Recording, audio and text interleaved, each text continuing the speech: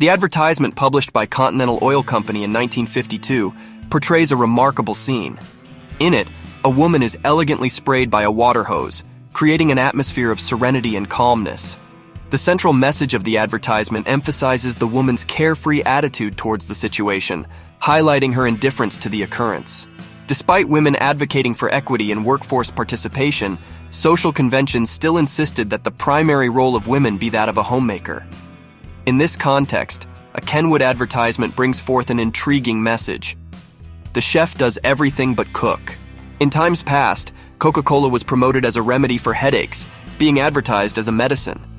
Interestingly, many people maintain that a glass of Coca-Cola is the best relief for headaches. At the time of this advertisement, the depiction of a boy holding a firearm didn't generate hesitation. However, nowadays, most people would react with outrage to an advertisement in traditional media depicting a child handling a firearm so carelessly. In this advertisement, it is claimed that Albert Einstein, the renowned scientist, was endorsing Mentos. However, it's important to note that Einstein never endorsed any products. In the 1940s, licensing regulations were less strict, allowing companies to use individuals' images without needing permission or financial compensation. In the year 1959, the renowned company Bell & Howell brought forth an advertisement that resonated throughout society. This controversial and prominently featured advertisement aimed to highlight the revolutionary attributes underlying their latest technological achievement, the color image projector, a fearless innovation for that era. In the Parker pen advertisement, the message was clear.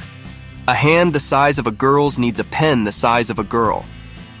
The CEOs of Parker pens likely believed they were developing a product that solved a specific problem, but this approach ended up creating a new issue. In the 1950s, the brand Mr. Leg's pants stood out for its bold approach in print advertisements, which often stirred controversy due to the provocative and sexist content that pervaded their messages. These advertisements used innuendos and wordplay daringly, sparking heated discussions and drawing attention to gender and sexuality issues of that time. The message conveyed by the advertisement highlights the hygienic advantages of cellophane, emphasizing its ability to provide effective protection against dirt and bacteria. However, regrettably, some parents, driven by the desire to preserve their children's well-being, followed the instructions rigorously. The PEP Vitamins advertisement aimed at the female audience promotes the notion that women will find an increased dose of happiness and contentment by dedicating themselves to household activities. These activities include cooking, cleaning, doing laundry, and taking care of children, all enhanced by the consumption of the vitamins. This public service announcement clearly targets the male audience, aiming to raise awareness among traveling businessmen, sailors, military personnel, and young men about the reality that morally compromised women are as threatening as loaded weapons. The advertising campaign by Chase and Sanborn to promote their coffee unfortunately adopted an approach that implied wives would face negative consequences if they chose a different coffee brand. This reflects a problematic dynamic of pressure and control over women's choices, which was prevalent in certain advertising contexts of the past. In past times, husbands often played the role of family disciplinarians, unfortunately extending this dynamic to their wives. This served as a means to maintain supremacy in the marriage and reinforce the authority held by the husband. In the 1960s, office machines were promoting a revolution in workplaces in the United States.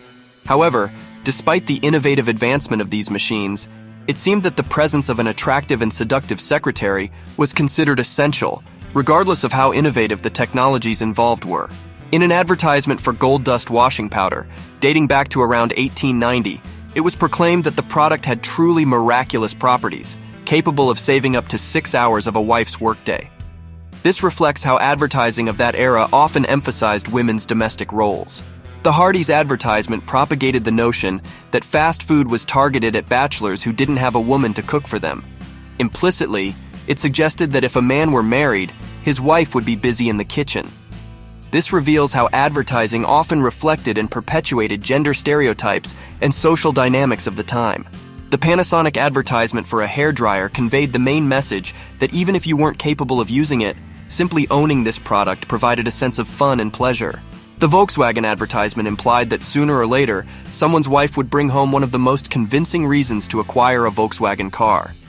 In this context, the company was subtly suggesting that if anyone in the family found themselves in a difficult situation, It would be the wife responsible for it. In the advertisement for wire-reinforced girdles and padded bras, the message was clear: this is no shape for a girl. The advertisement drew a comparison between a pear and the female body, promoting the idea that the advertised undergarments were essential to achieve the idealized form for women. In the advertisement for Tipolay cigarettes, circulated around 1950, it was claimed that women were drawn to the scent of cigar smoke and would follow a man who directed it towards them. This advertisement suggested that cigar smoke had an irresistible appeal to women and that men could use this supposed attraction to their advantage. As indicated by this advertisement, Total Cereal promised to solve two of the main dilemmas faced by housewives in the 1960s: maintaining physical shape and carrying out all household activities. The Warner advertisement introduced the brand's new corset, highlighting that it was made without the use of the traditional sewn-in boning found in corsets. Instead, the new Warner corset was crafted from a synthetic plastic material that provided a higher level of comfort and was also more environmentally friendly. In an advertisement that seems to have been aired before the peak of the leggings trend, the promotion of synthetic elastane as material for pantyhose or leggings is presented. This versatile fabric could be worn under various types of clothing, providing both warmth and modesty. This advertisement anticipated the trend of form-fitting garments that would gain popularity later on. The Van Heusen brand advertisement suggested that men believed women yearned for a strong and dependable partner, someone who showcased their superiority and masculinity at every possible occasion. This ideal man would carry out his tasks with style and class, wearing a stylish and tailored Van Heusen shirt. In this advertisement, the sock manufacturer warns wives about the possibility of their appearance declining after marriage.